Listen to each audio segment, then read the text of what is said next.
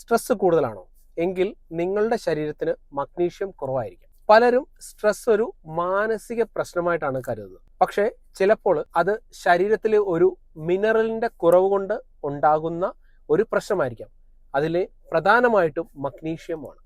Magnesium നമ്മുടെ ശരീരത്തിലെ cortisol, adrenaline പോലുള്ള സ്ട്രെസ് ഹോർമോണുകളെ നിയന്ത്രിക്കാനായിട്ട് സഹായിക്കുന്നു. ശരീരത്തിൽ മഗ്നീഷ്യം ആവശ്യത്തിനുണ്ടെങ്കിൽ ചെറിയ കാര്യങ്ങൾക്ക് നമ്മൾ അധികം ടെൻഷൻ ആകില്ല. പാനിക് അറ്റാക്കുകൾ കുറയും, സമ്മർദ്ദം കൈകാര്യം ചെയ്യാനുള്ള കഴിവ് കൂടും. പക്ഷെ മഗ്നീഷ്യം കുറയുമ്പോൾ ചെറിയ കാര്യങ്ങൾക്ക് പോലും നമ്മൾ എളുപ്പത്തിൽ ദേഷ്യപ്പെടാം. രാത്രി ഉറങ്ങാൻ കിടന്നാലും ഉറക്കാൻ വരാതെ രീതിയിൽ കിടക്കാം. മനസ്സ് ശാന്തമാകാതെ ഇരിക്കാം. മഗ്നീഷ്യം പേശികളുടെ റിലാക്സേഷന് പ്രധാനമായിട്ടുള്ള പങ്ക് വഹിക്കുന്നു.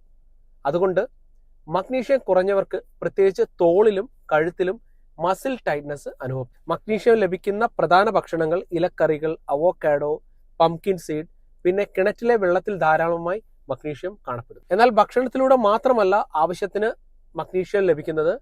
ചിലർക്ക് ഡോക്ടേഴ്സിന്റെ പ്രിസ്ക്രിപ്ഷനോട് കൂടി മഗ്നീഷ്യം ഗ്ലൈസിനേറ്റ് എന്ന സപ്ലിമെന്റ് നൽകാറുണ്ട്. അതിൽ ഗ്ലൈസിൻ എന്ന ഘടകം തലച്ചോറിനെ ശാന്തമാക്കാനായിട്ട് സഹായിക്കും. ഒരു ഡോക്ടറിന്റെ പ്രിസ്ക്രിപ്ഷനോട് കൂടി മാത്രമേ ഇതുപോലുള്ള ടാബ്ലറ്റുകൾ നിങ്ങൾ എടുക്കാവൂ.